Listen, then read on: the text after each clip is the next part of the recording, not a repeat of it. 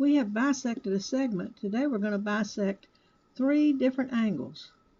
An acute angle, which is an angle whose measure is less than 90 degrees.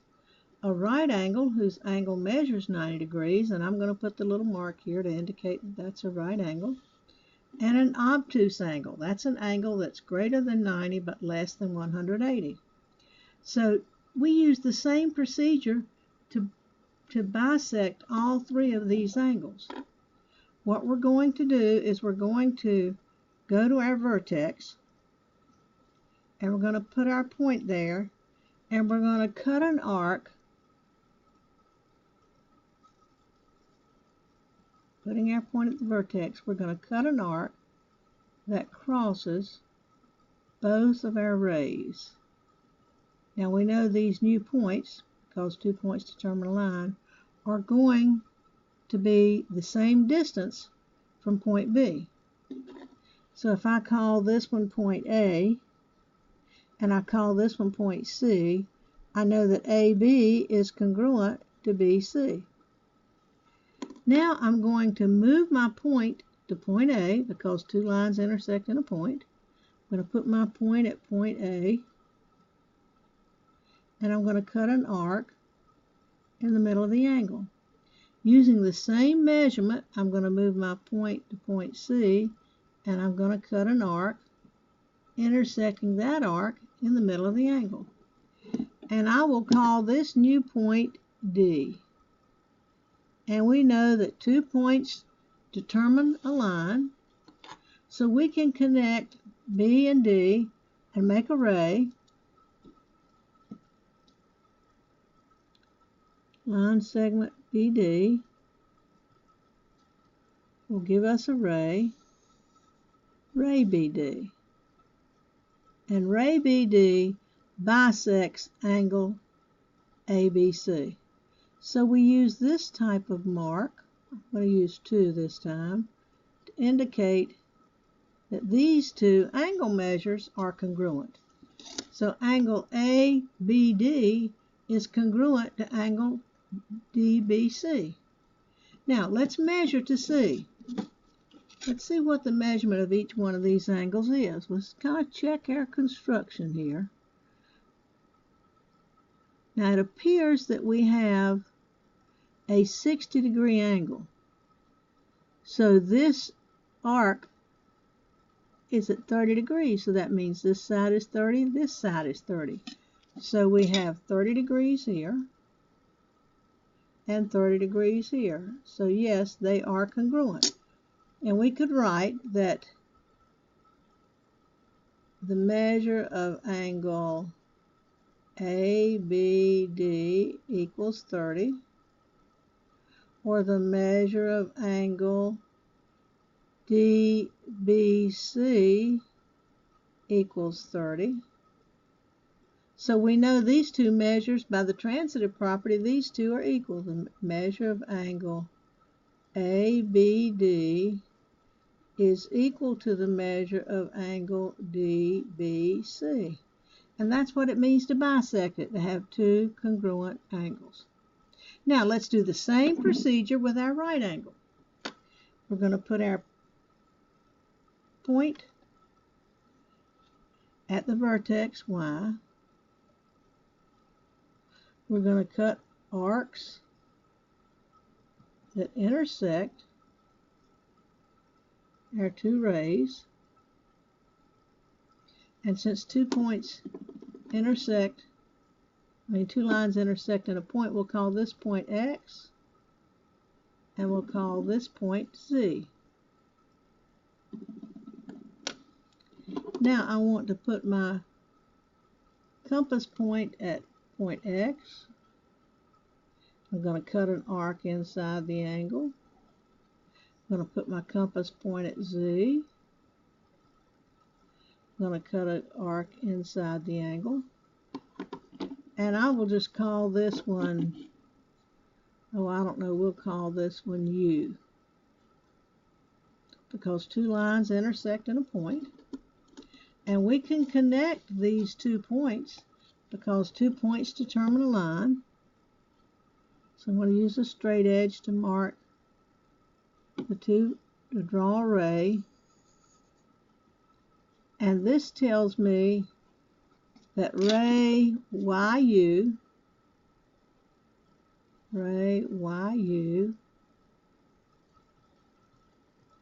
bisects angle Y.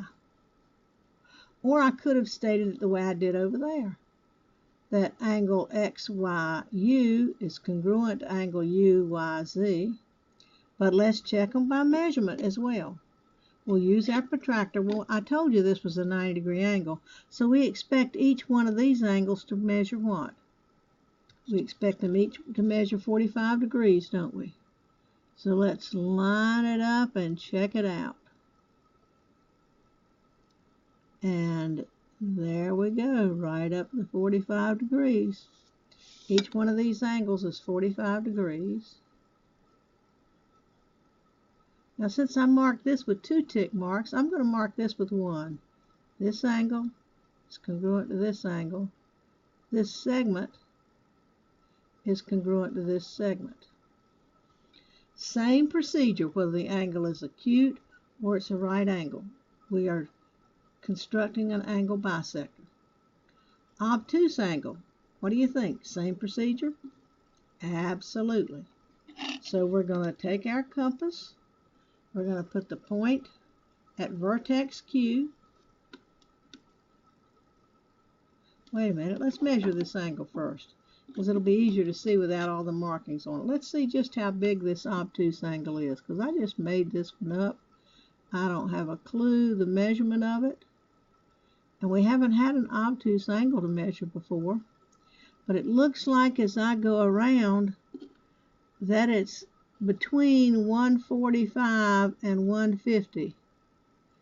And so if I get more exact in here with these little tiny measurements, and that's kind of hard to do, but I'm guessing that that's about, because it's between 145 and 150, it looks like it might be 148.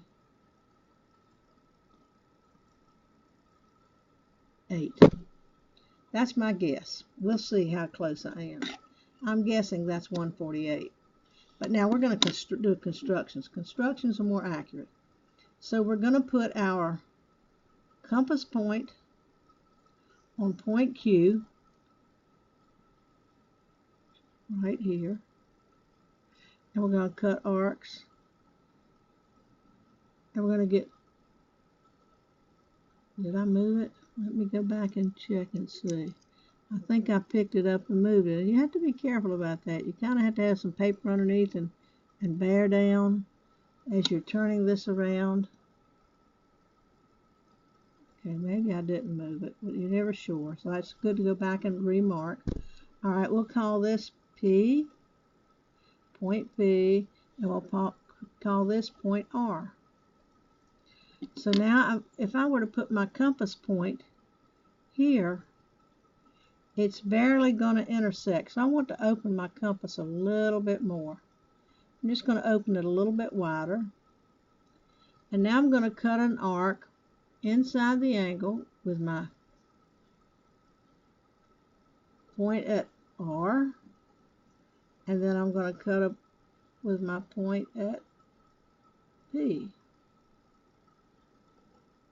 And yes, these two arcs will intersect, and that will give us a point. We'll call this point S. And so if I draw ray QS, ray QS will be my angle bisector. And remember, an angle bisector will divide an angle into 2 congruent angles. Now, we guessed before that 148. Let's see what the measurement of angle SQR is. Maybe we can get a more accurate measure when we're doing something a little bit smaller.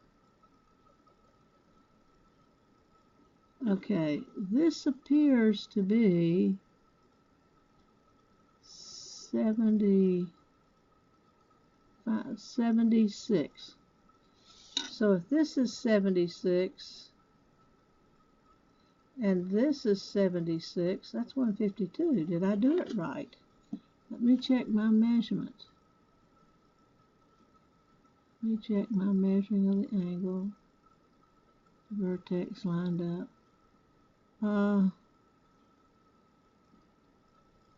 It's real difficult sometimes to do this. I am looking at a disadvantage. This appears to be 74, not 76.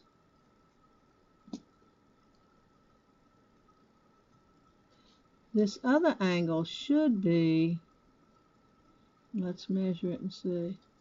This one should also be 74, and that is 74.